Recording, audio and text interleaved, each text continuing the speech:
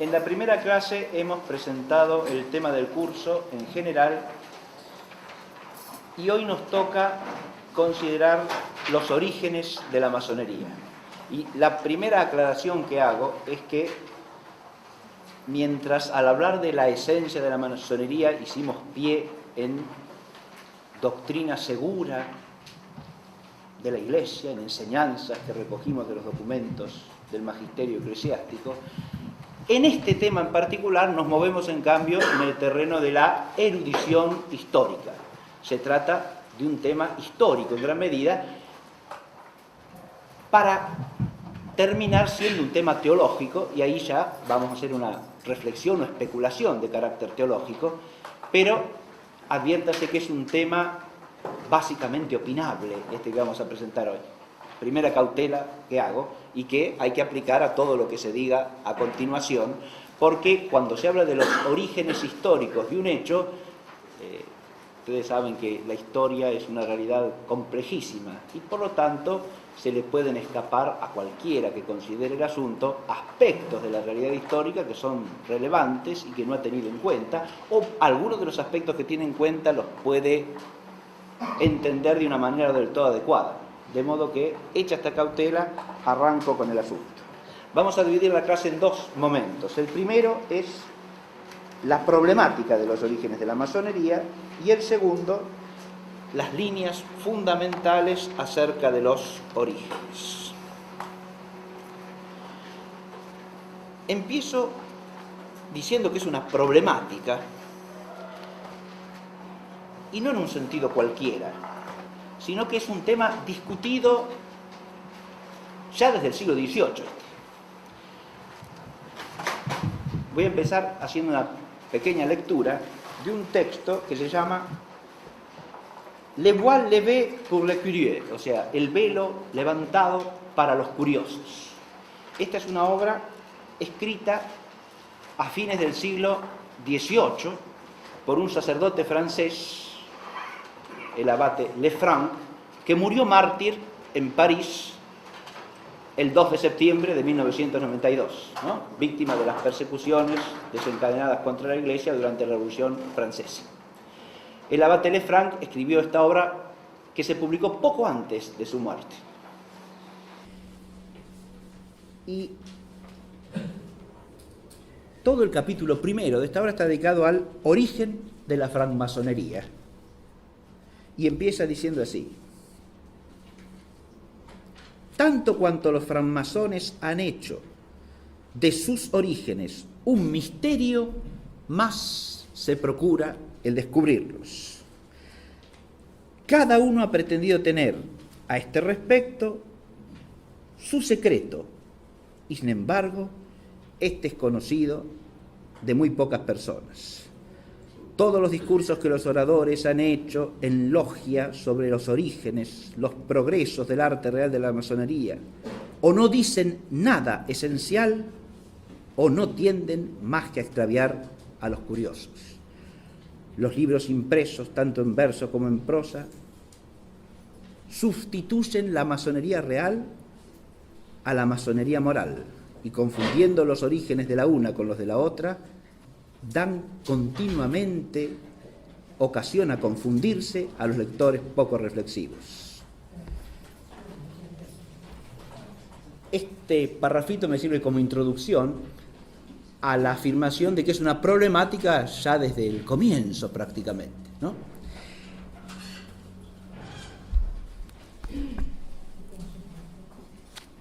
A fines del siglo XIX, un sacerdote español, Nicolás Serra y Causa, publicó este volumen que tengo en mano, que se llama Orígenes de la masonería.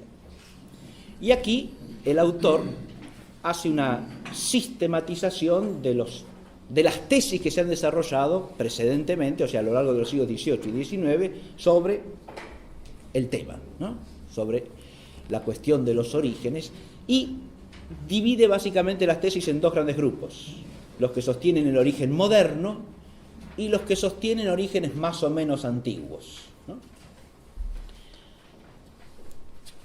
Y entonces va considerando luego cada tesis en particular, la hace objeto de un análisis descriptivo y de un análisis crítico también, porque da su opinión acerca de cada una de las tesis, ¿no? En cuanto a los que sostienen el origen moderno, desarrolla dos tesis básicamente. Una, que es la que habla del origen en el siglo XVIII, o sea, el origen a partir de la fundación, y otra que habla del origen sociniano. Ya vamos a considerar qué es eso y lo vamos a explicar un poquitito dentro de poco. O sea que remontaría el origen a la segunda mitad del siglo XVI. Y después empieza con los orígenes más o menos antiguos y expone lo que se llama el sistema templario, o sea, el origen estaría en los templarios, el sistema maniqueo, el sistema judaico y el sistema gnóstico. O sea, 4 tesis sobre los orígenes remontándose a la antigüedad cada vez más remota, ¿sí? De los templarios pasamos al origen maniqueo, de ahí al origen judaico y de ahí a un origen gnóstico que, según la tesis que expone Serra y Causa, se remonta a la antigüedad persa y egipcia. Muy bien.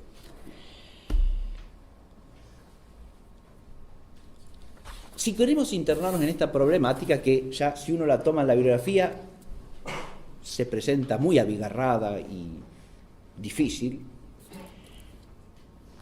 yo creo que hay que hacer primero que nada una serie de distinciones para no caer en confusiones que aparecen en lo que yo he leído casi constantemente. Porque hablar de los orígenes de la masonería es hablar de un complejo histórico que tiene diversos aspectos, y no necesariamente todos los aspectos tienen el mismo origen. Pero lo primero que hay que hacer es discernir los aspectos de la complejidad del fenómeno histórico masonería.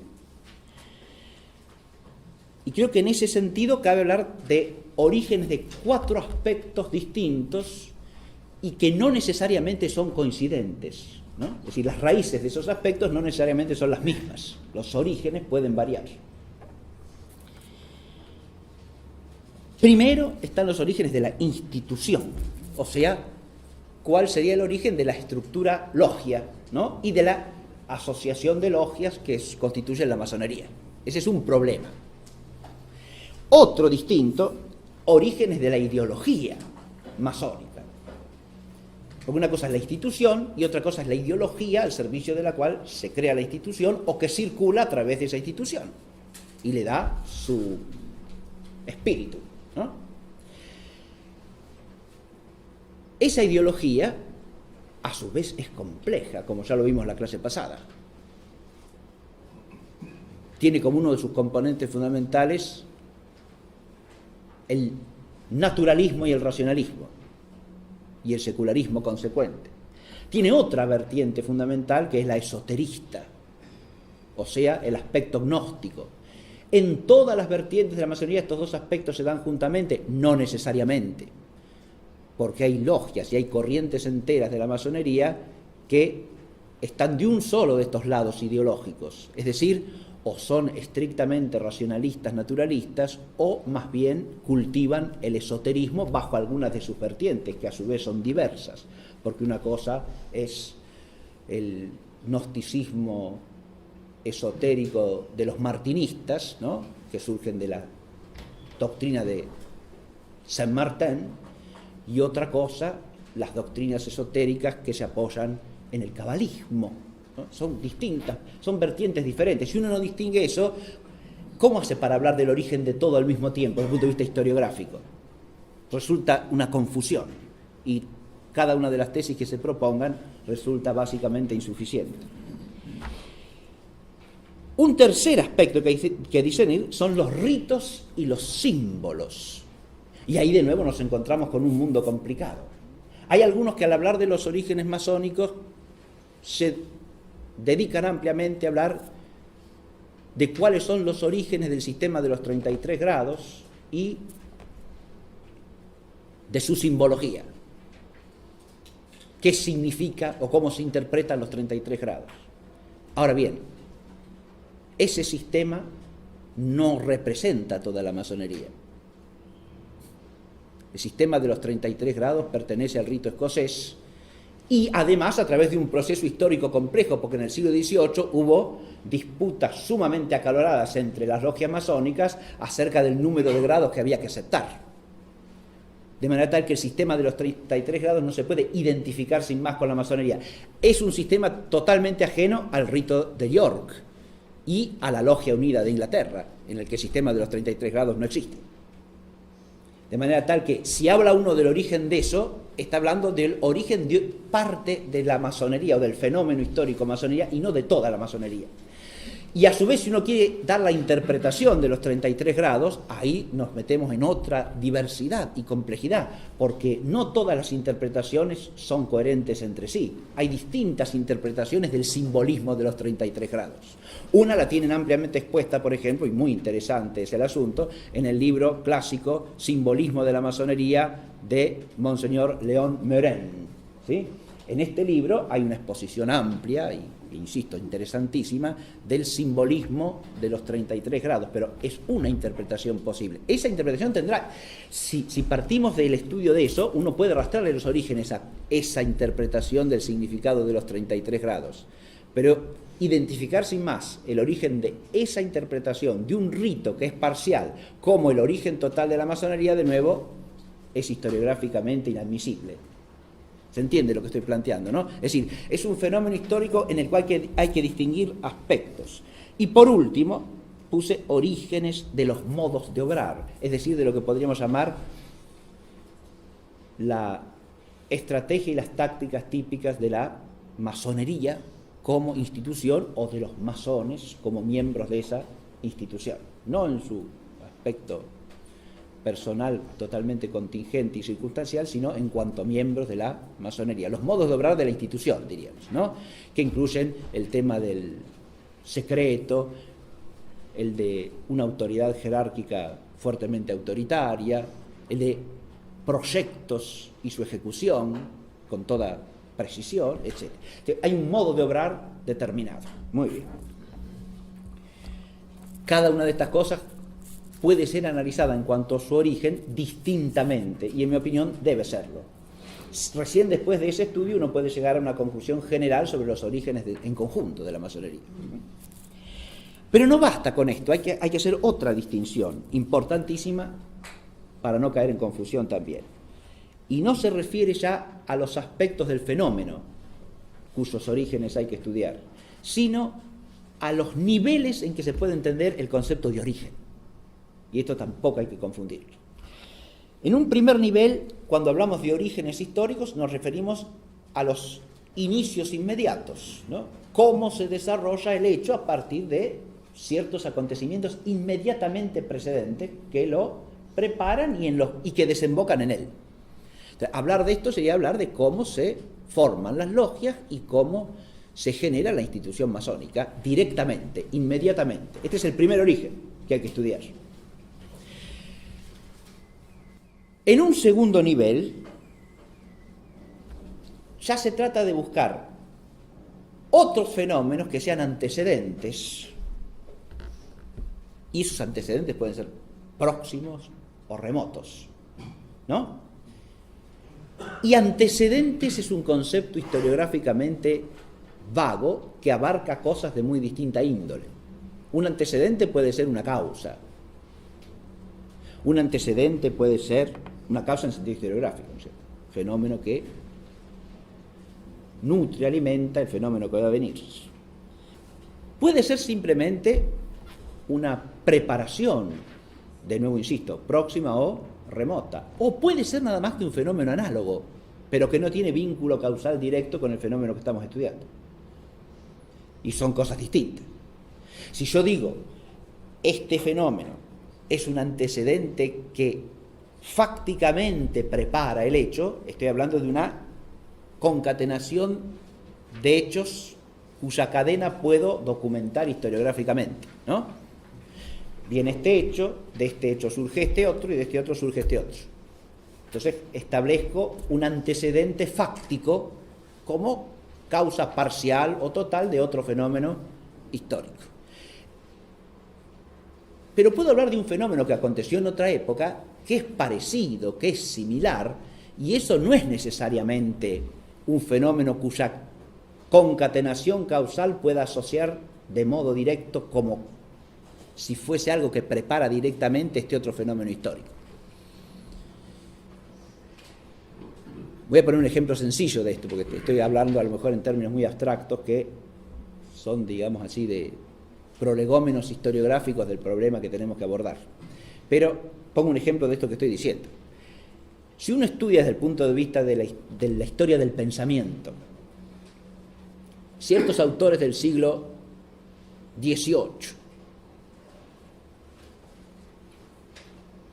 como los clásicos del empirismo iluminista, por ejemplo, Locke, Hume,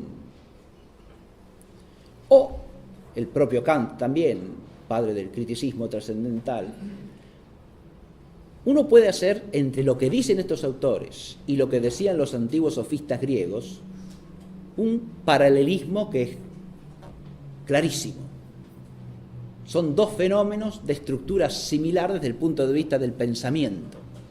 Hay negación del ser de las cosas, hay negación de la cognoscibilidad de ese ser, hay la postulación del hombre como medida de todas las cosas, ¿sí? Si uno conoce las sentencias de Gorgias y Protágoras y las compara con lo que dicen estos autores, hay una similitud. Ese fenómeno se puede pensar como un antecedente. Ahora distingo, diría el escolástico. Antecedente como causa próxima o remota, niego, porque no hay concatenación causal entre un pensamiento y el otro. Pertenecen a instancias históricas diversas, a coyunturas históricas no conexas directamente entre sí, de manera tal que no puedo decir que uno sea la causa del otro. ¿Está claro esto que digo? Los sofistas aparecen en la Grecia clásica en el siglo V a.C., en un contexto histórico, con un trasfondo histórico real totalmente distinto a la aparición de estos autores, que son autores que aparecen dentro de la cristiandad europea en el siglo XVIII. No se puede identificar las dos instancias históricas, ni se las puede considerar a la una la causa de la otra. ¿Está claro? Pero sí se puede establecer un paralelismo, y entonces eso nos lleva a otro nivel de orígenes, porque establecido el paralelismo y la analogía, uno puede preguntarse cuál es la raíz de ambas formas de pensar en el espíritu humano. O sea, hay algo constante ahí, que es la naturaleza del hombre, ¿verdad? Y uno puede sí plantearse en qué medida esas actitudes de pensamiento no arraigan en raíces que son comunes por ser universales, por ser de toda época, por atravesar la historia en cuanto que acompañan a quien es el sujeto de la historia, que es el hombre. Entonces, una cosa es hablar de un antecedente como causa y otra cosa es hablar de un antecedente como análogo o paralelo perteneciente a otra instancia histórica. Los dos pueden iluminar la comprensión de los orígenes, pero de distinta manera.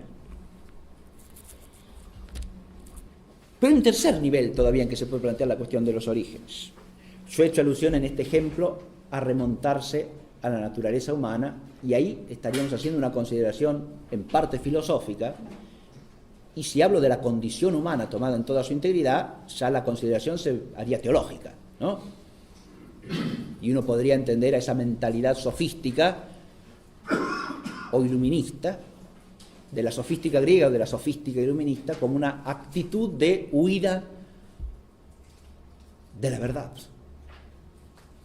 de rechazo también de la verdad, de afincamiento en el hombre independientemente y sin importar lo que las cosas son, lo cual en última instancia es una manera del hombre de absolutizarse a sí mismo, ¿no? No dejarse medir por lo que las cosas son, sino establecer él el ser de las cosas, como si fuese su autor y su señor. Uno en eso puede encontrar raíces, no solo filosóficamente, digo, antropológicamente, sino también desde un punto de vista teológico. Ahí ya estamos hablando de orígenes en un tercer nivel, y lo mismo cabe para la masonería.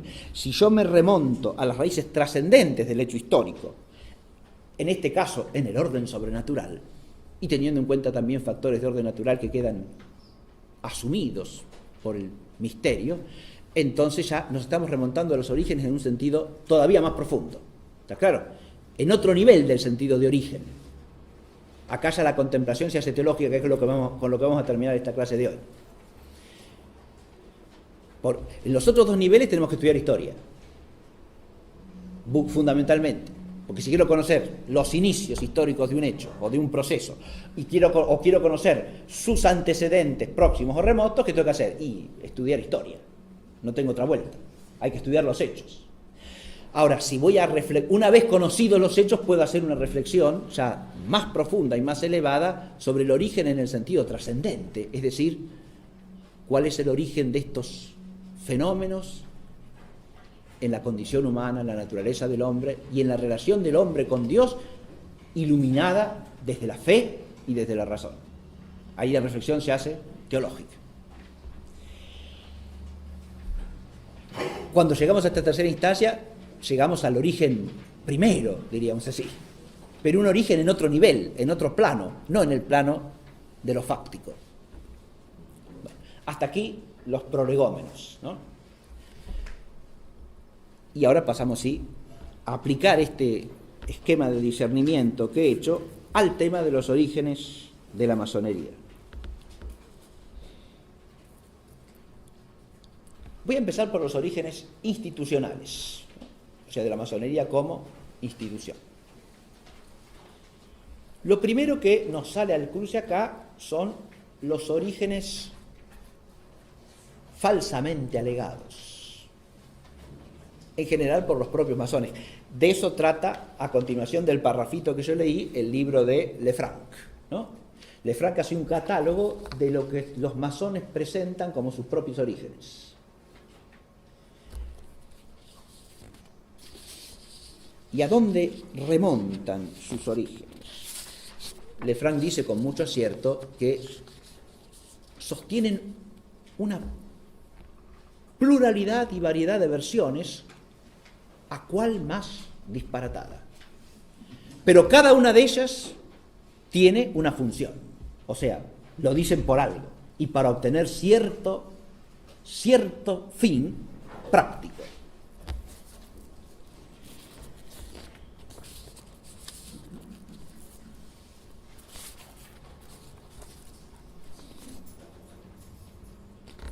Entre esos orígenes presuntos o supuestos está el origen en los antiguos misterios, los misterios de Isis y Osiris en Egipto.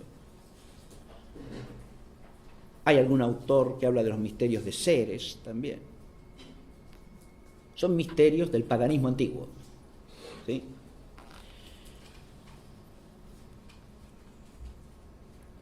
Estas logias del siglo XVIII, al reclutar adeptos, explica Lefranc, les imponen una serie de ritos de iniciación, ¿no? Y les imponen el dar a conocer una serie de cosas acerca de sí mismos, ¿no? Que para el candidato puede resultar sorprendente o difícil de aceptar, ¿no? Como exigencia.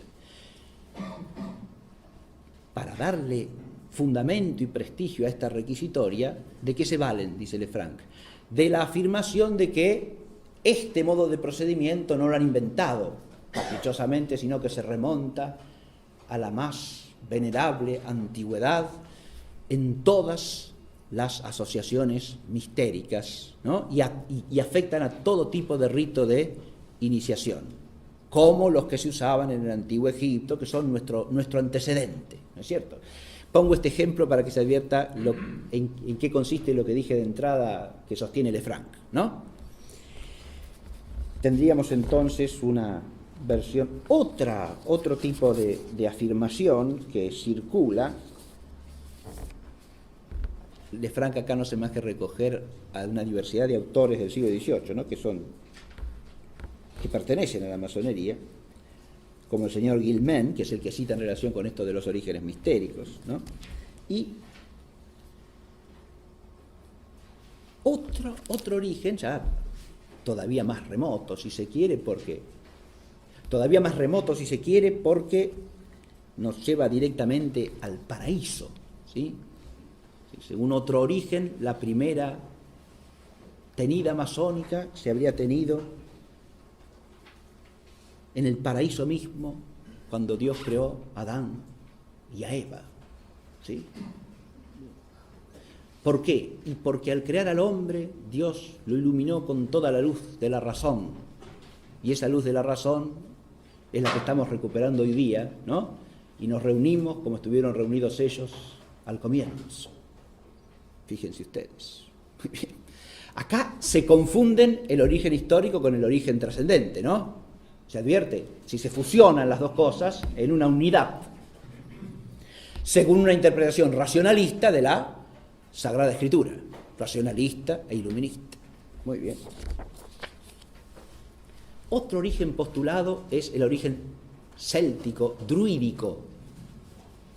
Nuestro origen está en los druidas. ¿Bien? Como los druidas reconocemos un ser supremo, al que rendimos honor, lo defendemos. Prohibimos discutir materias de religión y de política, como los druidas. Fíjese, como los druidas. ¿De dónde? Acá ya caemos historiográficamente, obviamente, en el absurdo de explicar lo más conocido por lo menos conocido. Porque si alguien dice que sabe algo con certeza sobre los druidas, que muestre las fuentes realmente, porque bien, alguna cosita muy somera se puede saber, pero ningún detalle como estos que se pretenden acá, ¿no? Pero claro, aprovechan eso que es desconocido y que se puede manipular de una manera pseudomitológica para decir que el origen está ahí, ¿no? En algo oscuro, que tiene cierto prestigio de misterio, ¿no? O al que le dan ellos ese prestigio, o al que se lo ha dado algún autor de pocos siglos anteriores, cuyas citas ellos recogen para afirmar que ahí está su origen. Otro es que descienden de los antiguos sacerdotes egipcios. El misterio, voy a leer un poquito de Lefranc, el misterio de sus ceremonias, de sus sentimientos, ha sido figurado por la Esfinge, que los sacerdotes de Isis tenían costumbre de poner ante la puerta de sus templos, imitando los usos de toda la antigüedad y copiando los sentimientos de todos los filósofos. Los francmasones pueden decirse verdaderamente cosmopolitas y hacer remontar sus orígenes hasta donde quieran.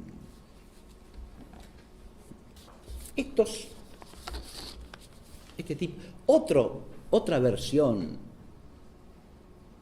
institucionalmente, es decir, acá la institución vendría o de los antiguos cultos mistéricos, ¿no? O del sacerdocio druídico, o del sacerdocio egipcio, variantes de la misma versión. Pero el otro origen que se postula en la propia literatura masónica del siglo XVIII y posterior, y hasta el día de hoy aparece en algunos textos, es el origen en los gremios de constructores. Nuestra institución no es otra cosa que el desarrollo directo y continuo de los gremios de masones, ¿no? Es a lo que aludió de entrada Lefranc cuando dice la confusión entre la masonería real y la moral, ¿no? O como se llama la operativa o de oficio y la espiritual o doctrinal, ¿no? Que es la que estamos analizando. Bien. Pero claro, ¿cómo se asocian las logias de la masonería del siglo XVIII con los gremios de albañiles, de constructores? Ah, bueno. ¿Cuál es la versión más común? La gente que se dedicaba durante siglos, y en lo que se llama la Edad Media, al oficio de construir, entre los gremios se destacaron totalmente como un gremio aparte. ¿Por qué? Porque eran gente, primero, muy estimada por sus conocimientos. Segundo, muy bien pagada por quien los contrataba. Gozaban de una suerte de mayor libertad social y de prestigio que les permitía realizar actividades que otros gremios no podían realizar.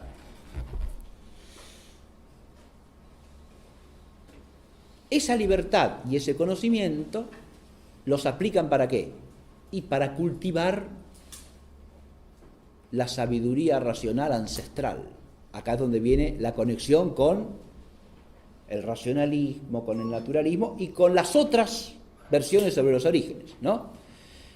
Ellos se hacen depositarios de una especie de sabiduría de tipo superior, ¿no? que habría circulado oculta y secretamente a lo largo de los siglos. Fíjense que acá estamos lo ahistórico por completo, ¿no? Esto es algo que carece de toda documentación posible, ¿se entiende? Existe. Pero esa sabiduría oculta que circula y que va a parar a ellos, ¿sí? Para esto hay algunos que adoptan la versión de que los constructores o edificadores de la Edad Media en realidad son herederos de los constructores y edificadores de las pirámides egipcias y de los monumentos intermedios de todas las edades históricas, ¿se da cuenta? Otra cosa que carece de toda verosimilitud en absoluto. Bien, pero, e incluso aluden a hechos históricos que tampoco prueban lo que pretenden, ¿no? Esos constructores antiguos habrían llegado desde Egipto hasta Roma, de Roma hasta las Galias, de las Galias hasta Inglaterra, donde habrían pasado en el siglo X. Hacemos saltos de siglo como si no pasase nada, salteamos milenios así, olímpicamente, y desembocamos en que en el siglo IX un rey anglosajón contrata para construir una catedral a un grupo de constructores franceses, y ahí está el origen de la masonería. Bien. Ahí, miren, ahí ni siquiera está el origen del gremio de constructores en sentido propio, a pesar de que estos constructores están sometidos a una regla y una cierta norma de trabajo que les impone el rey, pero no precisamente con un estatuto corporativo gremial, cosa que no existe en toda la cristiandad europea hasta fin del siglo XII, fin del siglo XI, comienzo del siglo XII. ¿Está claro? Nunca en el siglo IX. Lo que les da el rey es una norma, como si fuese una especie de contrato de trabajo. Usted tiene que hacer así, así, así, comportarse de esta manera, etc. Si usted lee esos estatutos que le pone el rey, no tiene nada que ver en absoluto ni con la ideología masónica, ni con los principios que rigen operativamente a la masonería del siglo XVIII, nada de nada. Muy bien. Pero, ¿para qué este origen? Bueno, esta es otra variante de la sabiduría suprema que ha circulado ocultamente entre estos libres constructores, ¿no es cierto? Gente con muchos conocimientos, gente libre, por lo tanto precursores de ¿qué? Del hombre racional y libre que hay que construir y que es la base del mundo nuevo, ¿verdad? Entonces, pero desde el punto de vista institucional, ¿para qué sirve eso? Y para darle cierta patente de antigüedad y de legalidad a la logia masónica, que no sería otra cosa que el antiguo gremio, ¿está claro? Que ha alcanzado su plenitud como asociación de hombres libres y racionales. Bien. Todos estos orígenes desde el punto de vista histórico los podemos claramente descartar y calificar sin temor a estar diciendo algo irrazonable como orígenes falsamente alegados. Por ahí he empezado.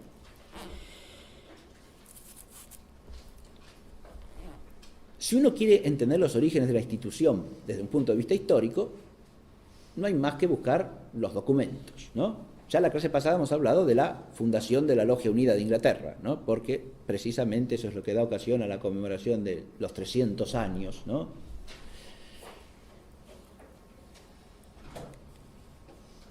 Que nos mueve a hacer esta reflexión de alguna manera.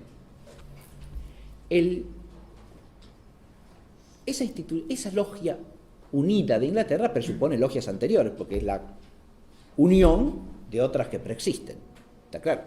De modo que entre la segunda mitad del siglo XVII y comienzos del siglo XVIII tenemos que situar en Inglaterra el surgimiento de logias, que son logias preparatorias de lo que va a ser la Logia Unida de Londres, o las otras logias unidas que van a ir surgiendo en Inglaterra, en Francia y luego en otros países. ¿Está claro?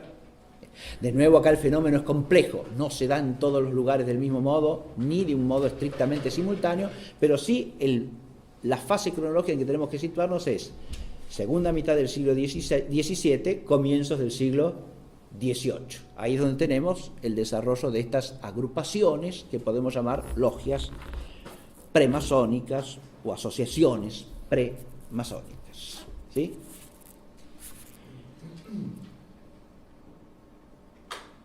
se trata siempre de asociaciones, por todo lo que nos consta documentalmente, fruto de una libre iniciativa de ciertas personas, imbuidas de una ideología bien definida, que es la ideología masónica. De modo tal que el origen institucional y el origen ideológico no se pueden separar. ¿Está claro lo que digo? Cuando uno estudia el origen institucional está vinculado directamente a una ideología, porque lo que liga a estas personas es una cierta manera de pensar común, a pesar de que después ad extra digan que admiten a personas de distinta religión, de distinta forma de pensamiento. Esa es parte de su manera de pensar, porque relativizar todas las religiones forma parte de esa manera de pensar. Cuando digo una manera de pensar, estoy diciendo esto, ¿sí? La ideología masónica en toda su contextura. Esto es lo que los liga, esto es lo que los vincula. Por lo tanto, el origen de la institución hay que remontarlo, insisto, al origen de la ideología. Hay un caso que vale la pena analizar, aunque más no sea brevemente, en relación con los orígenes masónicos, porque se lo suele mencionar mucho, y es lo que se llama los Rosacruces, ¿no? Si uno trata de estudiar históricamente ese fenómeno, en realidad la primera logia rosacruciana que existe aparece en Alemania a fines del siglo XVIII. O sea que no es un origen. ¿Está claro lo que dije? Es un fenómeno posterior. Lo que existe antes, ¿qué es? Y lo que existe antes es simplemente un conjunto de textos, básicamente 2 libritos que salieron en Alemania en el siglo XVII, ¿no? Comienzos del siglo XVII.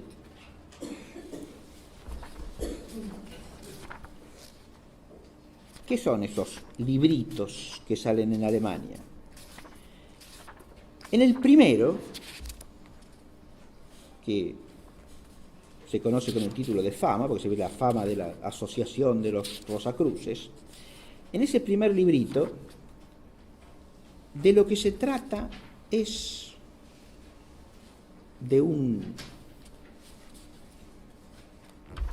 tal Christian Rosenkreuz, que habría nacido en 1378, muerto a la edad de 106 años, que había descubierto en Arabia, en Egipto y en Marruecos secretos maravillosos.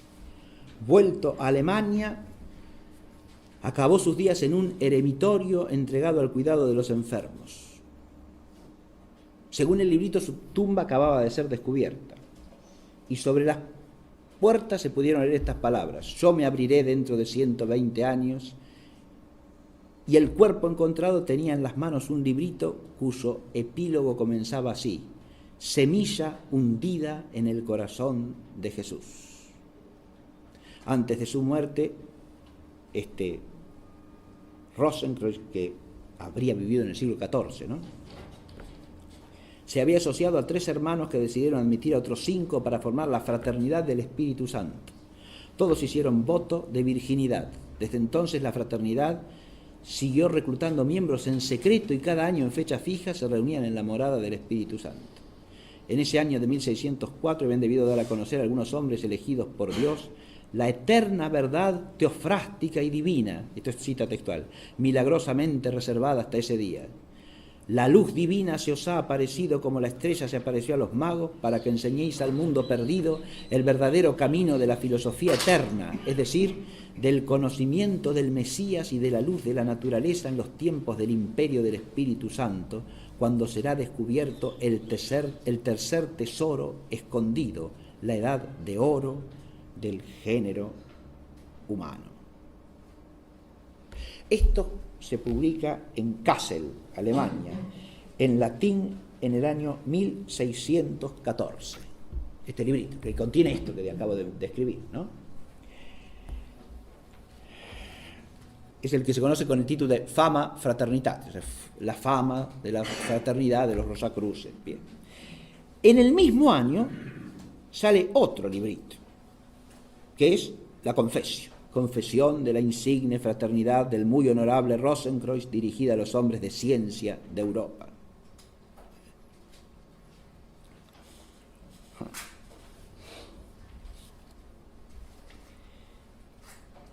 Este ya es una exhortación a unirse a las ideas dominantes o principales de la fraternidad, ¿no? Y es un llamado a todos los hombres de ciencia para que respondan a sus llamadas fraternales. Ellos encontrarán a nuestro lado más maravillas y misterios de los que han podido adquirir jamás hasta ahora. El Creador ha impreso en la naturaleza los mismos caracteres que ha incorporado a la Santa Biblia. En los tiempos pasados el mundo apenas los ha vislumbrado, pero ya se aproxima la hora en que va a poder, una vez dormida la borrachera, bebida en el cáliz del veneno y de la somnolencia, marchar delante del nuevo sol que se levanta, con el corazón abierto, la cabeza descubierta, desnudos los pies en la alegría y el gozo. Bien. Saltar de la existencia de estos textos a la existencia de una fraternidad de Rosacruces es historiográficamente primero un problema, y yo diría, y es la opinión de los investigadores más serios del asunto que yo he consultado, es una cosa historiográficamente inaceptable. No hay tal cosa como una fraternidad de los Rosacruces. Es nada más que una ficción literaria del autor de estos libros, que en principio los libros salieron anónimos, no hay autor, ¿sí? Esto ya es un problema, ¿ven? Porque cuando se publican las cosas anónimamente hay que preguntarse por qué, por lo menos, ¿no? ¿Por qué el autor no se hace cargo de lo que dice, ¿no? La mayoría de los historiadores coincide en decir que el autor de los dos libritos fue Johann Valentin Andreae, un pastor protestante alemán, antes de ser pastor, mientras era estudiante en Tübingen, ¿sí? Él es el autor probabilísimo de los dos opúsculos. Él mismo después sostuvo que él no los había escrito. ¿Está claro? Él negó la paternidad de los libros, pero escribió otra cosa que tanto ideológicamente como estilísticamente tiene tal parentesco, ¿no? Que los que estudian críticamente los textos dicen que es prácticamente una declaración de que fue él el autor de los otros dos libritos, ¿sí? Ese otro libro que publicó después, 2 años después, en 1617, se llama Las bodas químicas.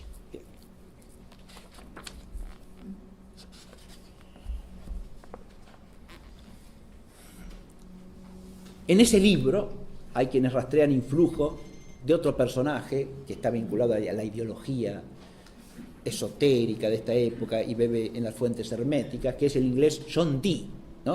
El autor André parece conocer los escritos de Dee y aplica algunas de sus ideas en estos textos que compone.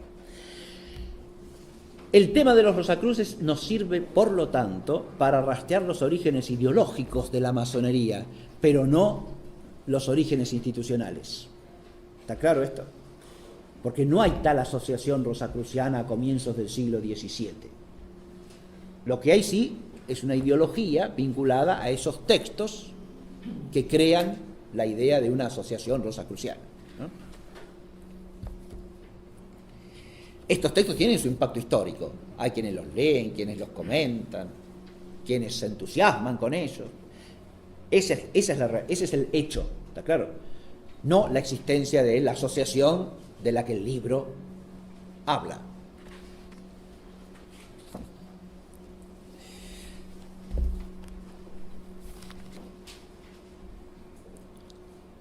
Si uno quisiese precisar un poco más sobre los orígenes institucionales, ya tendría que hacer estudios documentales, básicamente sobre las constituciones, ¿no?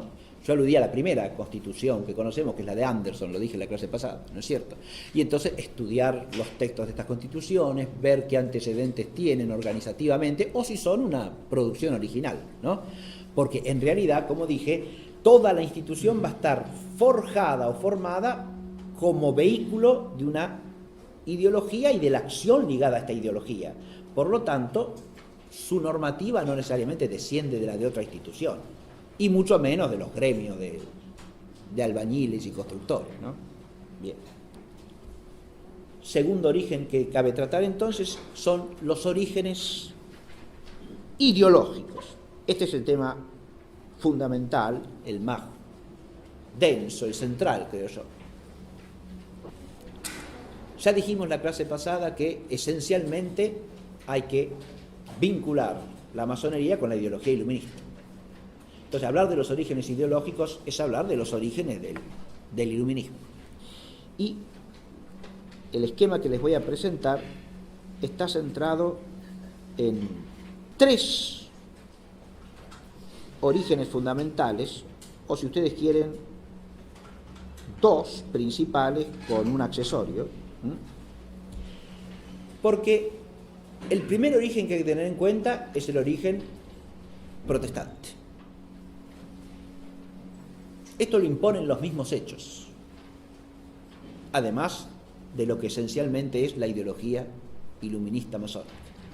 Digo lo imponen los mismos hechos, ¿por qué? Y porque los principales países en que se desencadena el fenómeno son países protestantes.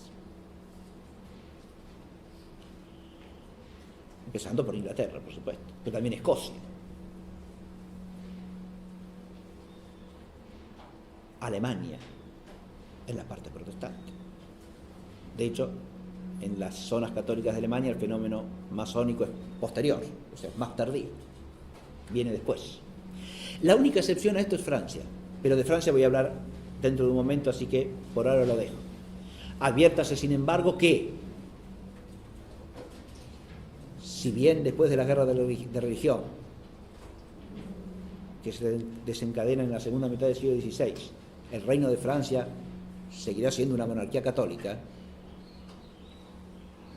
la victoria católica sobre el protestantismo en Francia es parcial.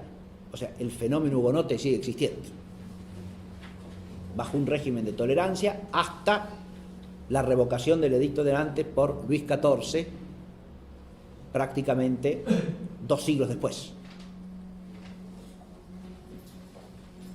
Recuerden que dije la clase pasada que uno de los 2 principales organizadores de la Logia Unida de Inglaterra venía de una familia de hugonotes que se había establecido en Londres después de la revocación por Luis XIV del edicto de Nantes, ¿no? Bien. Pero antes, estos también están en Francia. No son solo los hugonotes los que hacen presente la perspectiva protestante en Francia entre el siglo XVII y comienzos del XVIII. También está el jansenismo. Francia es el único país en que la ideología teológica jansenista prende y se difunde con cierta amplitud. Y recordemos que las doctrinas de Jansenio en la relación de la naturaleza y de la gracia están mucho más cerca de la herejía protestante que de la verdad católica, ¿no? Y por eso fueron condenadas por el magisterio pontificio. De manera que tenemos por lo menos 2 vertientes históricas que considerar de presencia protestante en Francia, que de alguna manera nos permiten entender por qué Francia también queda asociada al fenómeno de los orígenes masónicos. Pero cuando hablamos del origen protestante, ¿a qué nos referimos? Bueno, hay aspectos del origen que son directos, podríamos decir, directos, y hay otros que son indirectos. Cuando hablo de origen directo me refiero a que hay ideas y actitudes del protestantismo que preparan directamente la ideología iluminista. ¿Cuáles son estos? En primer lugar, lo que podríamos llamar los rechazos protestantes, ¿sí? O también los odios protestantes para con, primero, la Iglesia y la jerarquía apostólica. En segundo lugar, la tradición de la fe.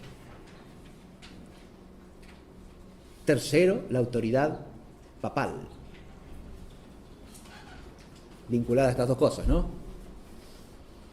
La suprema jerarquía de la Iglesia y la suprema autoridad que custodia el depósito transmitido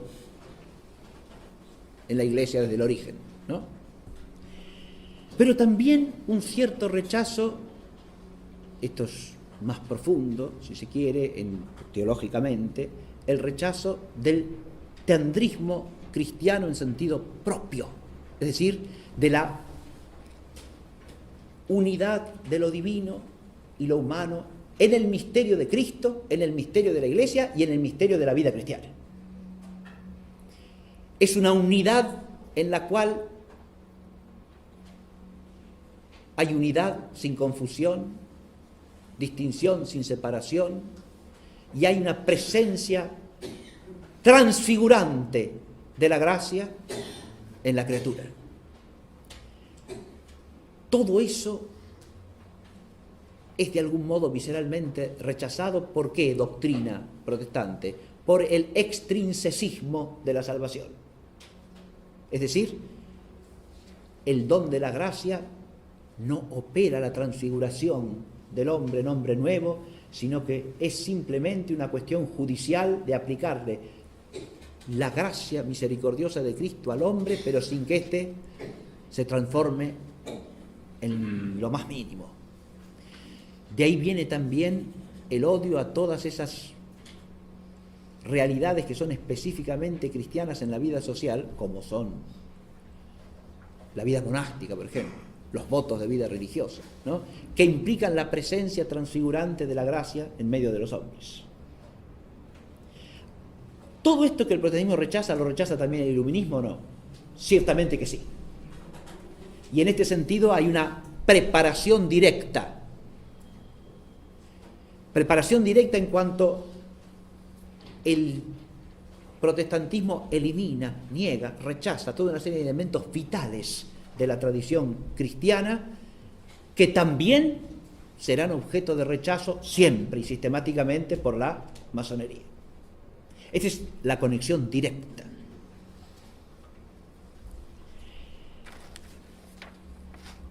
Hay otras cosas que no he mencionado, otras cosas en las que prepara también directamente la ideología protestante, la ideología iluminista. Ese extrinsecismo que he hecho de la doctrina de la gracia y de la salvación tiene consecuencias en la concepción de la vida de la Iglesia y de la sociedad. El voluntarismo, el autoritarismo moral y político y el pragmatismo de la vida cristiana. Se dice, y con razón creo yo, que la intención originalmente piadosa que puede mover y fideísta que mueve sin duda alguna a los principales promotores del protestantismo como Lutero, Calvino, al llevar al subjetivismo en la interpretación de la Escritura, promueven sin duda alguna el secularismo que pretenden evitar, porque o llevan a una piedad meramente subjetiva o llevan a una lectura racionalizante de la Escritura por carecer ¿de qué? De principio de autoridad que regule el misterio de la fe. Por lo cual, si cada quien lo termina interpretando a su manera, o lo interpreta de una experiencia puramente subjetiva, pseudomística, o lo interpreta con la sola razón. Pero hay otro aspecto en que promueve el secularismo.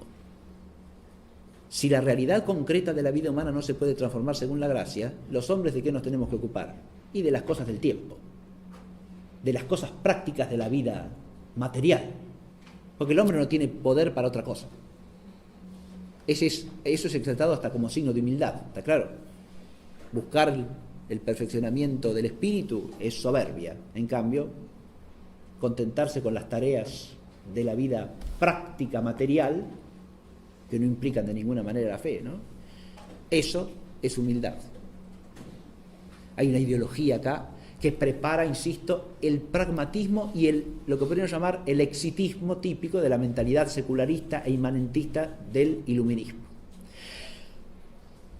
Sobre esto se podría hacer un curso completo, ¿se entiende? Porque es un tema complejísimo y habría que analizar en cada uno de estos aspectos con rigor, en los orígenes protestantes, en el desarrollo ulterior, en la actualidad.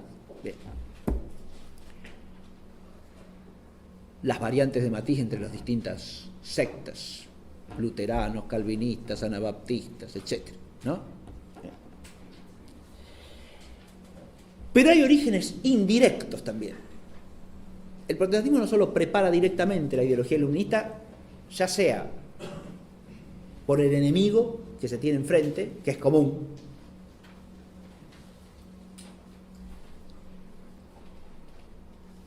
vuelvo al gesto ritual de la conmemoración en Inglaterra, ¿no? El deán de la catedral y el llamado, o el que se llama arzobispo de Canterbury hoy día, le prestan el templo catedralicio a la Gran Logia Unida de Londres para que... En eso pueden estar perfectamente unidos, ¿está claro? En realidad, los dos están usurpando el lugar santo, que se lo han arrebatado a la Iglesia. A esto me refiero con que hay un enemigo continuo ahí, ¿no? ¿Se advierte esto? Sí, es la Iglesia Católica y es también también las naciones propiamente católicas, ¿no es cierto? En el plano histórico, concreto o político, ¿no? La fobia o el odio masónico contra la España católica tiene como antecedente directo e inmediato el odio protestante contra la España católica, que no es menos firme ni virulento.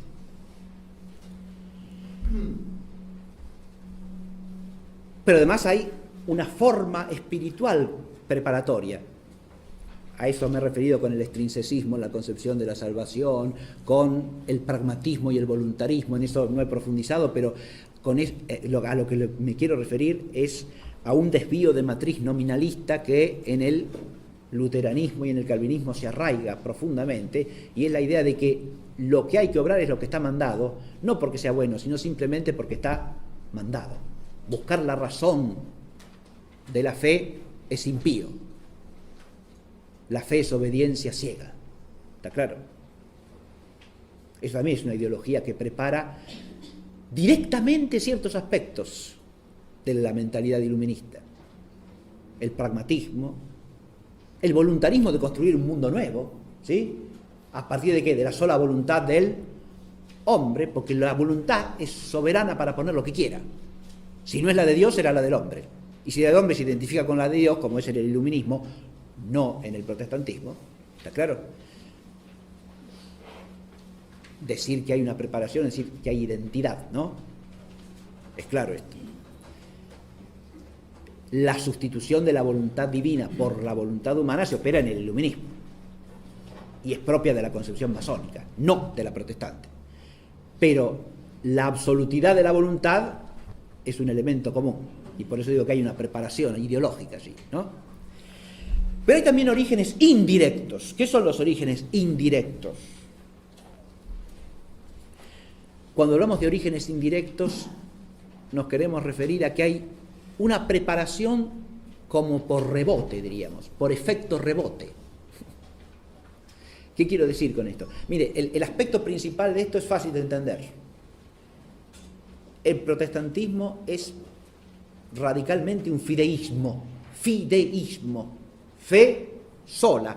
Y fe sola quiere decir sin la razón, no solo sin las obras, sino también sin la razón. La razón no tiene nada que hacer con la fe. La razón está intrínsecamente corrompida y es un mal. Porque es de la naturaleza humana y la naturaleza humana se arruinó con el pecado de Adán. Para siempre, insanablemente, irremisiblemente. Eso genera una concepción religiosa hostil a la naturaleza humana. Esa no es la concepción cristiana, pero sí es por lo menos en gran medida, la concepción protestante. Lo es en la ideología teológica de los fundadores.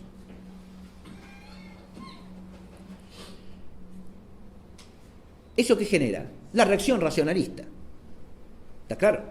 Si la fe y la razón no pueden ir juntas, o me quedo con la fe sola, o desecho la fe y me quedo con la sola razón. ¿Está claro? Este fenómeno se va a producir a lo largo de los siglos XVII y XVIII en la medida en que surjan mentalidades para las cuales la fe no es otra cosa que un mal para el hombre, porque destruye a la naturaleza humana, es hostil a la naturaleza del hombre, implica que la razón tiene que ser siempre sofocada, acallada, eliminada del juego, ¿no? Entonces, si quiero ser hombre, tengo que dejar de tener fe. Eso es un efecto de rebote, y en este aspecto también el protestantismo, no directamente se ve, sino por contradicción, por contraposición, ¿no? Genera efectos que están en los orígenes del iluminismo y por lo tanto de la masonería. Hay un origen histórico en particular en el cual, que de los alegados ya en el libro de Serra y Causa, ¿no? Yo hablé del origen, la tesis socinianista, ¿no? Uno de los orígenes que se defiende es que la masonería remontaría sus orígenes a la prédica de Fausto Socini. Sí, ya termino. Fausto Socini. Fausto Socini es un reformista protestante de la segunda mitad del siglo XVI, sobrino de otro protestante ya que fue Lelio Socini, que integró un círculo protestante en Vicenza. La familia era oriunda de Siena, pero Lelio se estableció que era el tío de Fausto, se estableció en Vicenza y ahí integró una agrupación de reformistas que fue finalmente disuelta, pero donde el propio Fausto lo dice, él aprendió los principios del auténtico cristianismo, es decir, del reformismo protestante. Pero Socini después va a ser un itinerario biográfico bastante curioso, un personaje que hay que estudiarlo bien. Se va de Italia, pasa por diversos países en un itinerario que lo lleva hacia los Balcanes y termina en Transilvania. Y después de estar un tiempo en Transilvania, tolerado por la autoridad política cuando cambia el príncipe, ¿no? Se va a Polonia. Y en Polonia va a organizar una grupo. En realidad, él no crea una secta propiamente dicha, sino que reúne a varias sectas en torno a él. ¿Sí? Varios grupos de protestantes que había en ese momento en Polonia, entre los cuales había una secta unitariana, es decir, negadora del misterio trinitario. Y esto es lo que va a distinguir a los seguidores de Socino. Pero el unitarianismo en Socini, y ahí está, para esto se puede leer ampliamente a Lefranc, que expone. Lefranc es el primero que sostiene la tesis sociniana, el autor, el francés que leí de entrada. Lefranc es el autor primero que sostiene la tesis de que los orígenes de la masonería hay que buscarlos en las ideas de Socini y en el grupo organizado por Socini. ¿Por qué? Él habla al mismo tiempo del origen ideológico y del origen institucional concreto. Porque primero ideológico, ¿por qué? Ahí hay elementos interesantísimos, en realidad, y muy verosímiles. ¿Por qué? Porque Socini no solo niega los misterios fundamentales de la fe cristiana, a diferencia de los otros protestantes, ni Lutero ni Calvino niegan la Trinidad y la encarnación del Verbo. La interpretan a su manera, pero no hay negación, ¿no? En cambio, Socini niega los dos misterios centrales de la fe cristiana. Por lo tanto, su religión se reduce a un monoteísmo naturalista. Y en el fondo, Socini al mismo tiempo promueve una especie de tolerantismo universal de todas las religiones, ¿no? Que terminarán enseñando fundamentalmente lo mismo. Porque los distintos credos, según Socini, no son más que una invención humana, ¿no? Y lo que importa es reconocer que hay un Dios y servirlo racionalmente. Ahí ya tenemos un germen claramente vinculable con la ideología iluminista, ¿verdad? El proceso histórico concreto es que los socinianos que están en Polonia van a ser expulsados finalmente de Polonia, y la mayor parte de ellos se van a refugiar en Inglaterra en la época de Cromwell. Estamos a mediados del siglo XVII en Inglaterra. Y fíjense ustedes, estos socinianos no pueden predicar en Inglaterra su doctrina propia, porque van contra la fe anglicana, por supuesto, está claro. Son antitrinitarios. Niegan, por lo tanto, la divinidad de Jesucristo. También. ¿Sí? Entonces se asocian a otras sectas protestantes que tienen un modo de vida parecido y circulan ocultas entre ellos. ¿Está claro? Sin declararse lo que son. Ahí estaría, según Lefranc, el origen del secretismo masónico también. Se advierte. Hago notar que no tenían que hacer lo mismo en ese momento histórico y en la segunda mitad del siglo XVII, y adelante en Inglaterra, los judíos que retornan a Inglaterra después de haber sido expulsados en la época de Ricardo Corazón de León. El judaísmo no tiene que esconderse en Inglaterra en esa época. Está amparado por la ley. ¿Sí? En cambio, estos socinianos sí. Tienen que recurrir al secretismo, a esconderse. ¿Se entiende esto, no? Bien. Acá hay un origen interesante que hay que tener en cuenta, por lo menos como parte de los complejos orígenes de la masonería. Sí. Bueno, voy a tratar de resumir así a vuelo de pájaro lo que queda, ¿no? Ya estamos llegando a la hora, sí, un poquito más de una hora. Este primer origen hay que complementarlo con las raíces que llamo aquí ideológico-formales, ¿no? Porque acá tenemos, como ya dije de entrada, la ideología iluminista implica una mezcla de sofística y de gnosticismo. Con la sofística, ¿a qué me refiero? Al aspecto destructivo de la ideología iluminista, sus negaciones, ¿no? Se niega lo sobrenatural, para empezar, ¿no? Y es objeto de burla cualquier referencia a lo sobrenatural. Se niega el alcance metafísico de la inteligencia y, por lo tanto, el ser mismo, el conocimiento del ser de las cosas. Basta recordar aquí a Hume, el que cité también al comienzo, como un típico sofista del siglo XVIII, que decía que hay que suprimir, hay que quemar todos los libros de teología y de metafísica que andan dando vuelta por las bibliotecas de Europa. ¿Está claro? Eso es un principio. Fíjense, uno lo puede entender en un sentido primariamente ideológico, eso, ¿no? Hay que suprimir eso, ¿no? En el pensamiento. En varias instancias posteriores se lo entenderá en un sentido literal, ¿no? La Revolución Francesa quemó bibliotecas enteras, ¿no? Destruyó gran parte del tesoro bibliográfico que existía en Francia. Arrasó con abadías que tenían bibliotecas magníficas, ¿no? O sea que ahí el consejo de Hume se aplica literalmente. Hoy día a veces también se aplica, ¿sí? Estos libros viejos, ¿para qué sirven? Y se los manda a la calle, no se los quema, pero se los tira a la basura, ¿sí? Porque ya están pasados de moda, por ejemplo, ¿no? O porque ya nadie los lee.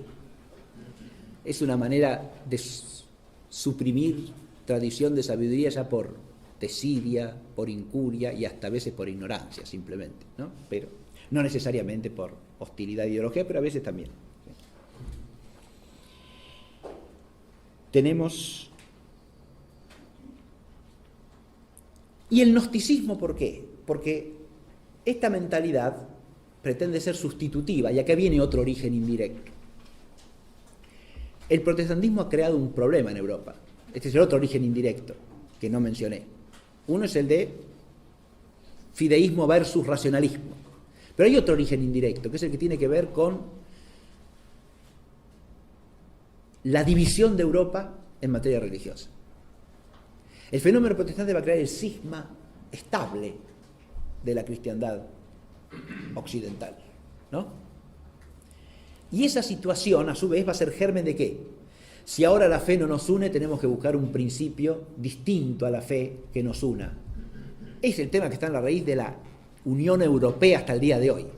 ¿Está claro? No es un tema superado ese.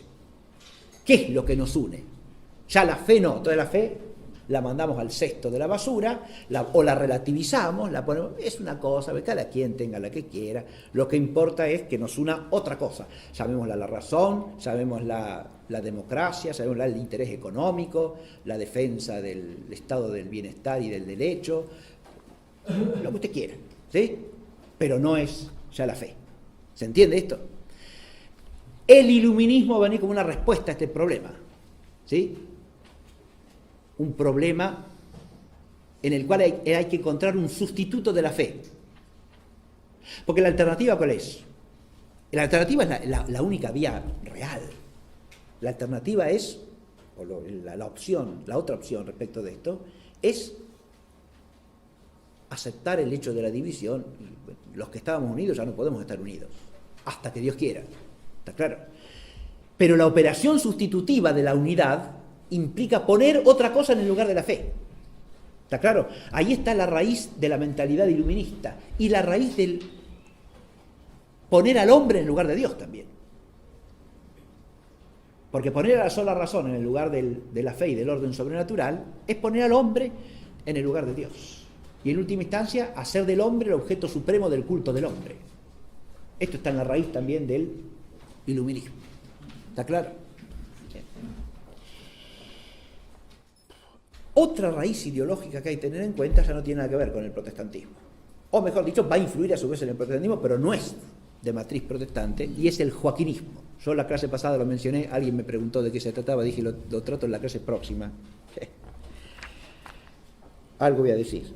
El joaquinismo es una visión teológica de la historia.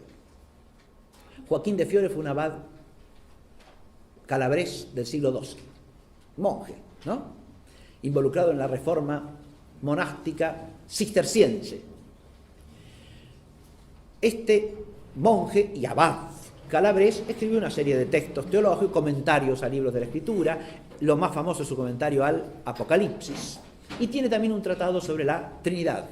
Pero lo más destacado del pensamiento de Joaquín de Fiore es su concepción de una tercera edad de la historia que recién ahora está comenzando, de la historia sagrada, que es la edad del Espíritu Santo. Está la edad del Padre, está la edad del Hijo, pero en lo que difiere Joaquín de Fiore de toda la enseñanza patrística y tradicional católica, es decir, de la visión de la historia desde la fe, en lo que difiere Joaquín, es en entender que la edad del Hijo es una edad intermedia provisoria, porque el Espíritu Santo todavía no ha venido. Está por venir, va a venir ahora. Adviértase que es una negación de la plenitud del misterio realizado en Cristo, ¿no? La iglesia que fundó Cristo es provisoria, va a venir una iglesia superior y mejor, en la tercera edad. El evangelio que reveló Cristo es provisorio, viene un evangelio definitivo y más perfecto, y viene ahora. Adviértase que esta concepción implica una visión de la historia salvífica totalmente ajena a la fe cristiana, ¿no? Y que crea el horizonte de una religión más perfecta por venir, que está llegando ahora. La tercera edad, que es la verdadera edad del Espíritu. Hasta ahora el Espíritu no vino. Pentecostés no fue. ¿Está claro? Fue un anuncio nada más de lo que vendría después, que todavía no vino y está viniendo ahora, llega con nosotros. ¿Se entiende? Ahí tenemos la tercera edad. La mentalidad joaquinista va a tener sus transformaciones a lo largo del tiempo, no podemos hacer la historia acá del joaquinismo ni en nuestro tema. Eso lo ha hecho muy bien Henri de Lubac en esta obra, se llama La posteridad espiritual de Joaquín de Fiore. Este es el tomo 1 y tiene otro tomo un poquito más gordo que este, ¿sí? Así que pueden leer, está bien historiado el asunto. Pero a nosotros lo que nos interesa es la transformación que sufre la concepción joaquinista entre los siglos XVI y XVII, que es lo que llama de Lubac la secularización del joaquinismo. ¿Qué quiere decir eso? Que esa visión, que es originariamente teológica, a través de una serie de autores, se va haciendo inmanentista. De modo que la edad del espíritu es la edad del hombre. El espíritu habita en el hombre o el espíritu es el hombre mismo. ¿Está claro? Se va inmanentizando y secularizando esa tercera edad. Esto es un proceso que él va describiendo en todos los autores intermedios, desde Postel en el siglo XVI, ¿no?, hasta los autores del siglo XVIII como Dom Deschamps, Lessing, pero estos ya son posteriores a los orígenes de la masonería. Hay otros que son anteriores y son muy interesantes. Jacob Böhme, Swedenborg en Suecia, ¿no?, Oettinger en Alemania. Bien. Toda una serie de autores que van elaborando un joaquinismo inmanentista, podemos decir. ¿Está claro? Donde el hombre, ya sea en su intimidad mística, ya sea en su operatividad social, y ahí vienen dos vertientes distintas del joaquinismo, una misticista, otra político-revolucionaria, diríamos, ¿no?, interpretan esa tercera edad como un logro del hombre, ¿no?, y como la edad definitiva del proceso de la liberación humana.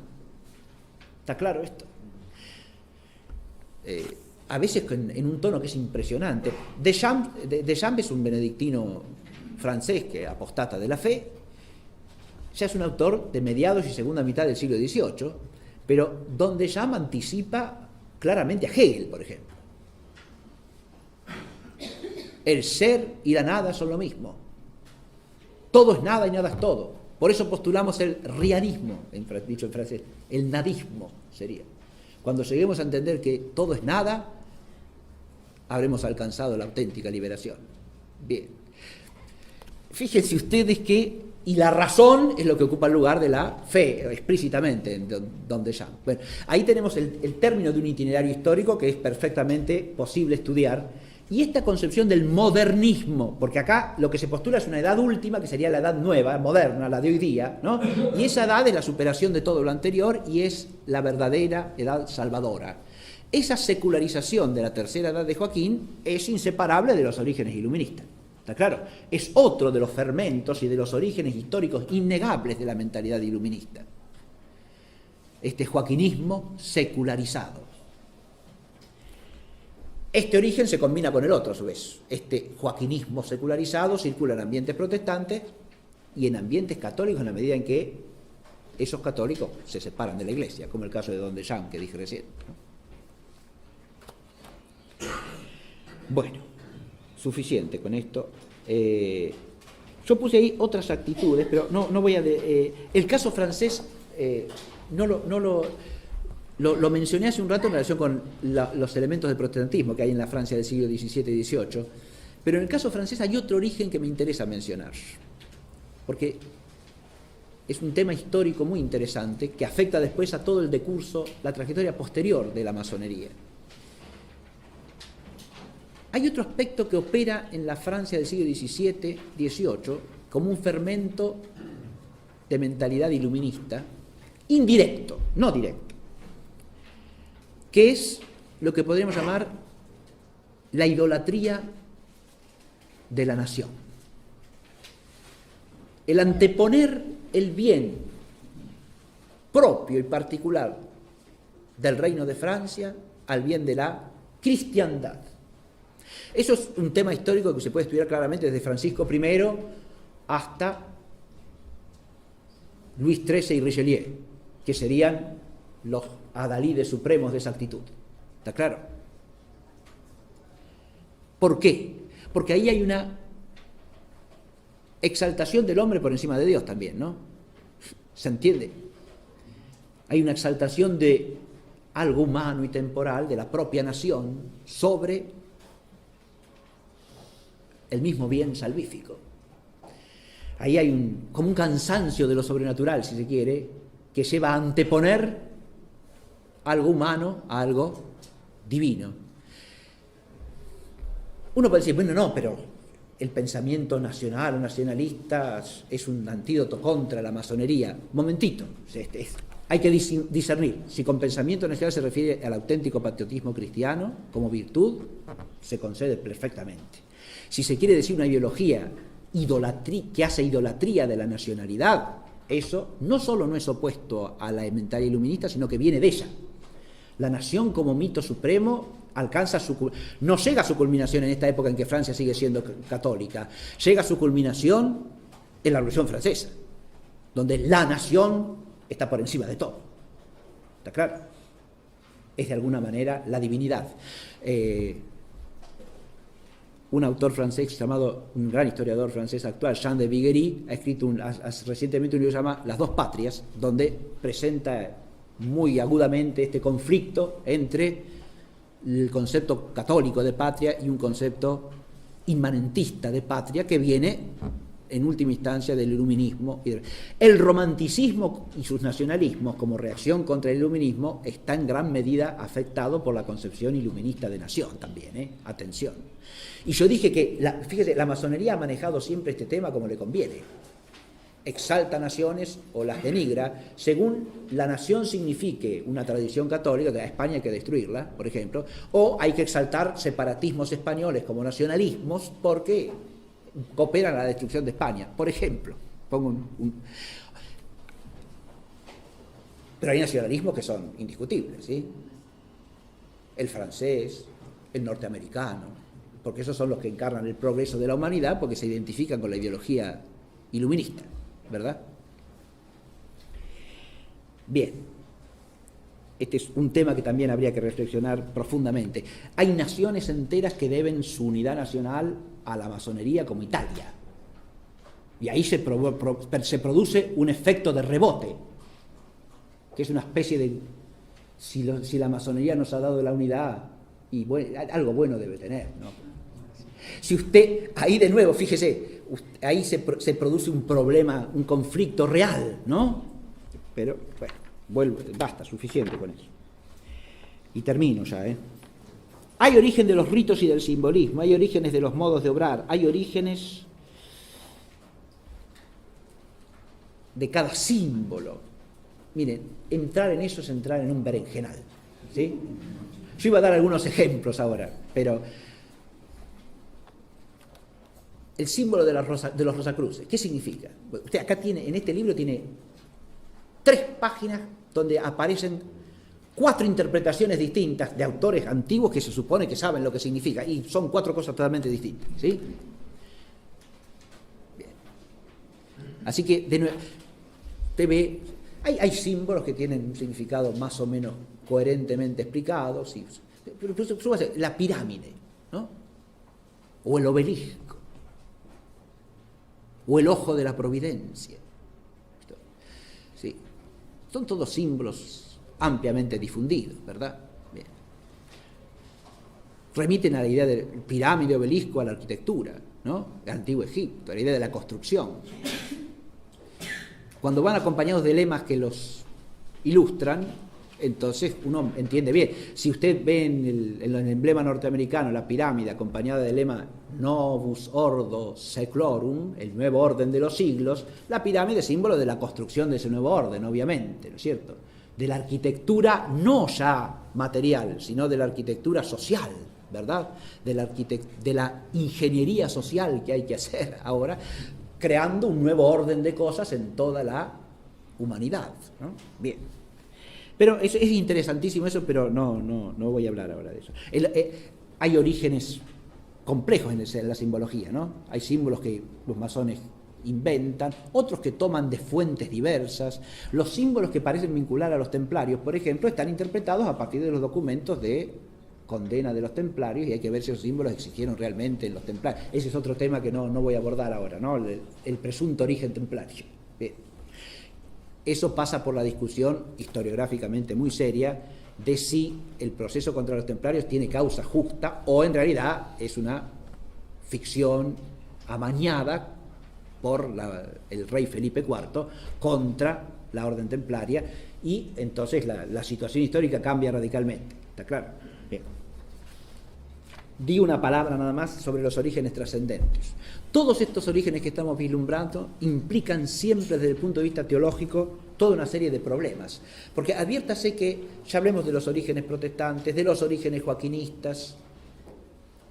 Nos estamos moviendo en el terreno del cristianismo, ¿sí?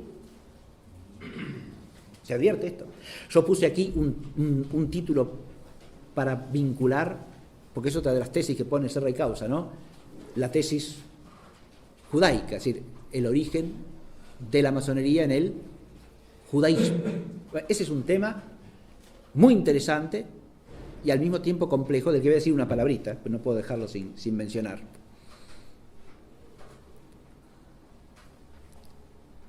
Fenoménicamente hay dos cosas que uno puede estudiar con toda claridad.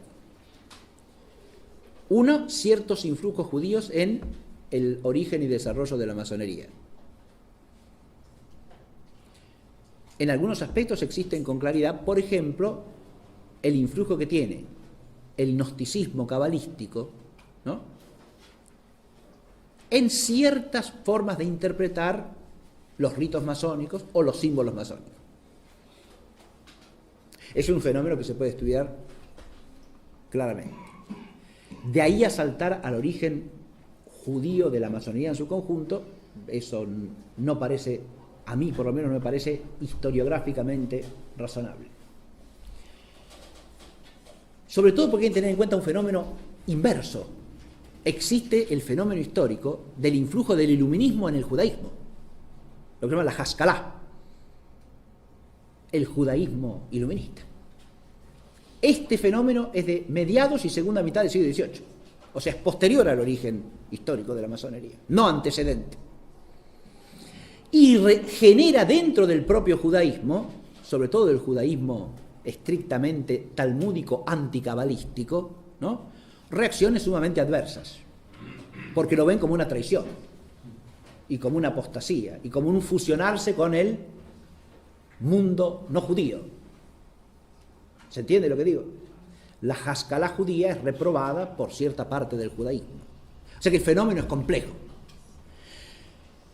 Dicho esto, si uno ya va a la cuestión de la analogía entre el judaísmo y la masonería o el iluminismo masónico, ahí ya sí uno puede analizar teológicamente el problema, porque las dos cosas implican ¿qué? El rechazo del misterio de Cristo y de la salvación en Cristo. ¿Está claro? De modo distinto, cada uno en su propia instancia, pero los dos implican lo mismo. Y de ahí que no es casual que haya cierta relación fáctica e incluso en ciertos aspectos cierta alianza estratégica perfectamente verosímil y razonable, ¿no? Porque hay un adversario común. ¿Sí? Esto es un tema complejo también y sumamente profundo, que tiene hasta raíces escriturarias, está claro. Pero por eso hay que desembocar en el plano teológico. Para ver esta analogía hay que desembocar en el plano teológico y estudiar profundamente categorías como la de infidelidad, incredulidad, apostasía, que son categorías bíblicas, ¿está claro? Idolatría, porque en el rechazo de la plenitud de la revelación todas estas cosas convergen. ¿Está claro lo que digo? La infidelidad al misterio revelado, ¿no?, y a la palabra de Dios y al don total de Dios. La incredulidad, o sea, la falta de fe. La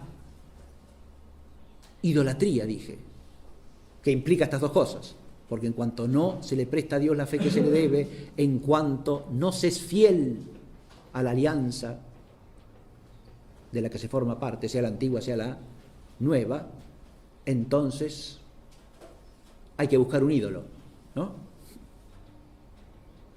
que sustituya al Dios verdadero. Y por último dije apostasía, que es el separarse de la fe, el que ha recibido la fe, ¿no?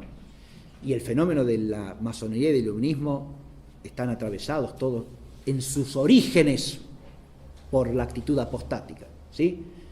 Porque el grueso de los iluministas y de los masones originales son cristianos bautizados, ¿está claro? De modo que hay un fenómeno de apostasía allí, que se ha ido extendiendo progresivamente, en la medida en que la masonería ha ido avanzando y ha ido ocupando espacios y ha ido modelando, según esa idea de la construcción,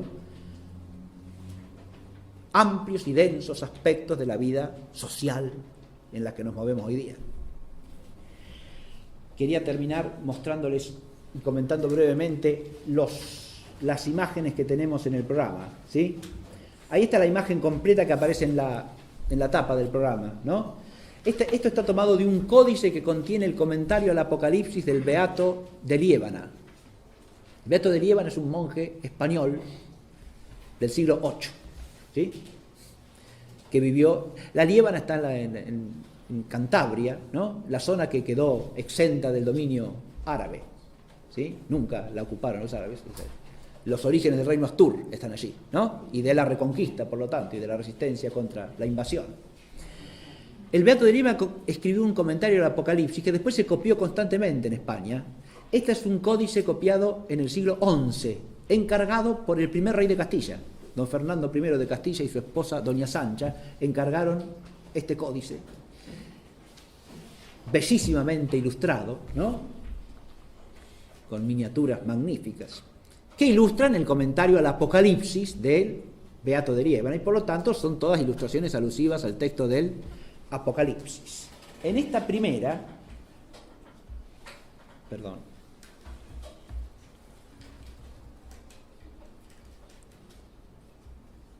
me está faltando acá. Lo que se ve en la primera, o sea, la parte izquierda de esta imagen, ¿no? Que es la que se ve aquí. Acá es una ilustración a doble página, ¿no? Digamos, en el códice. Bien, la mitad izquierda es lo que está en la tapa, ¿verdad? Que representa el famoso pasaje del Apocalipsis de la mujer vestida de sol, con la luna bajo sus pies y una corona de 2 estrellas sobre su cabeza, ¿verdad?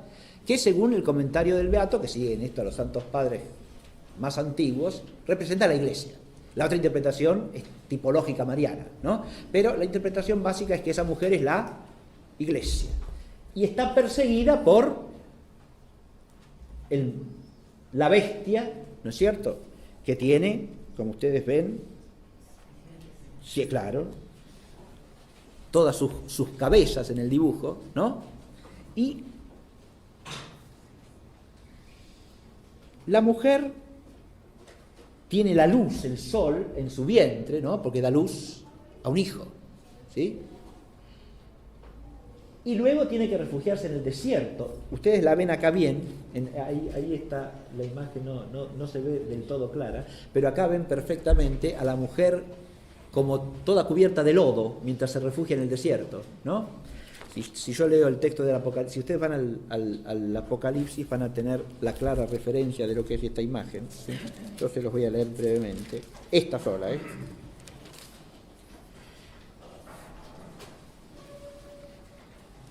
Apareció en el cielo una señal grande, una mujer envuelta en el sol con la luna debajo de sus pies y sobre la cabeza una corona de 2 estrellas. Y estando encinta, gritaba con los dolores del parto y las ansias de parir. Apareció en el cielo otra señal y vi un gran dragón de color de fuego que tenía 7 cabezas y 10 cuernos. Si ustedes los cuentan, están todos los cuernos. Y sobre las cabezas 7 coronas. Con su cola arrastró la tercera parte de los astros del cielo y los arrojó a la tierra. Se paró el dragón delante de la mujer que estaba a punto de parir para tragarse a su hijo en cuanto le pariese.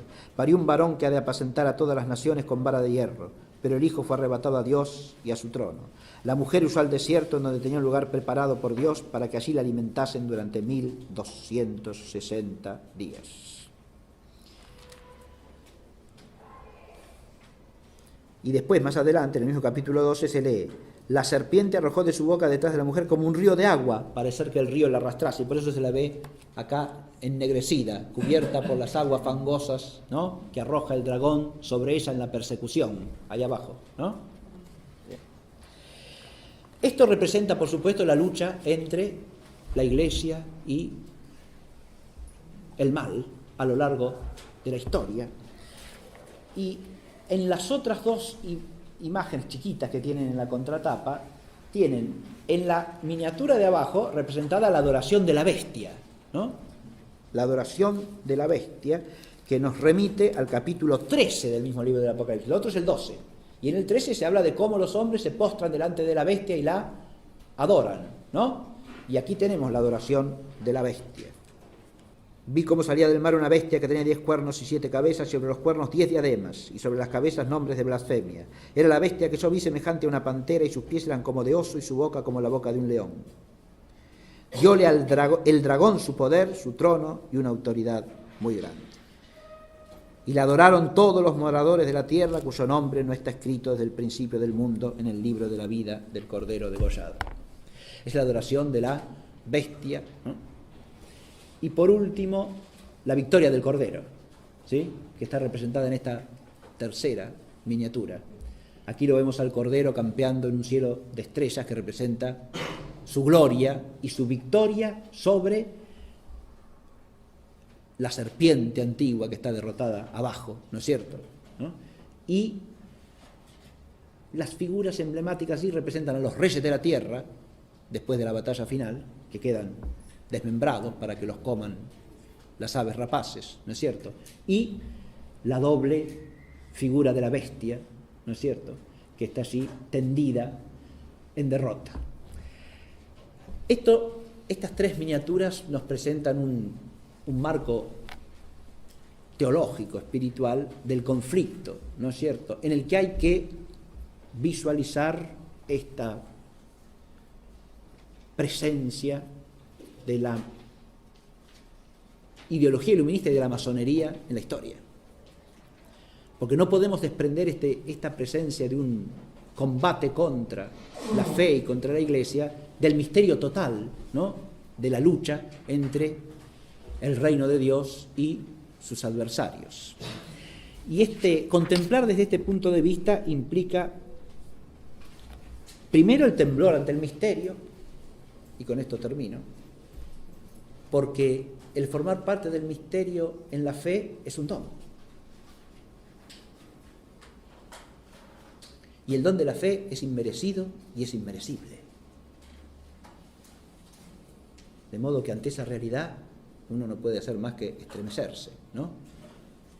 Si hay algo de lo que no podemos vanagloriarnos, ni tenemos derecho a vanagloriarnos, es de el don de la fe. Lo cual significa que tenemos que tener siempre una actitud de profunda humildad al respecto, ¿no?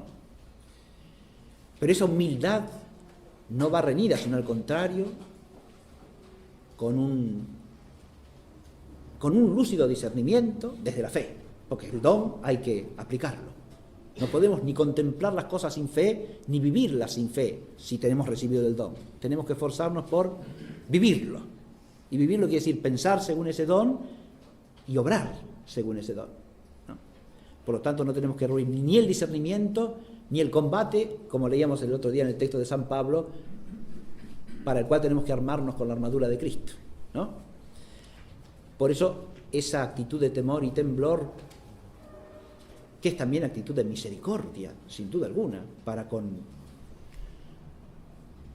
aquel que se aparta del don de la fe, ¿no?, implica ese amor combatiente que busca esclarecer y que busca también iluminar, no con una luz fingida que viene de nosotros mismos, sino con esa luz trascendente que por gracia de Dios y por su amor hemos recibido. Con esto termino la clase de hoy y les pido disculpas porque me he extendido demasiado. Hice un esquema demasiado amplio, creo, pero me parece que si uno adopta el tema de la problemática de los orígenes desde una perspectiva simplista, puede contribuir más a la confusión que a la dilucidación de este asunto, ¿no? Así que, bueno, será hasta la próxima.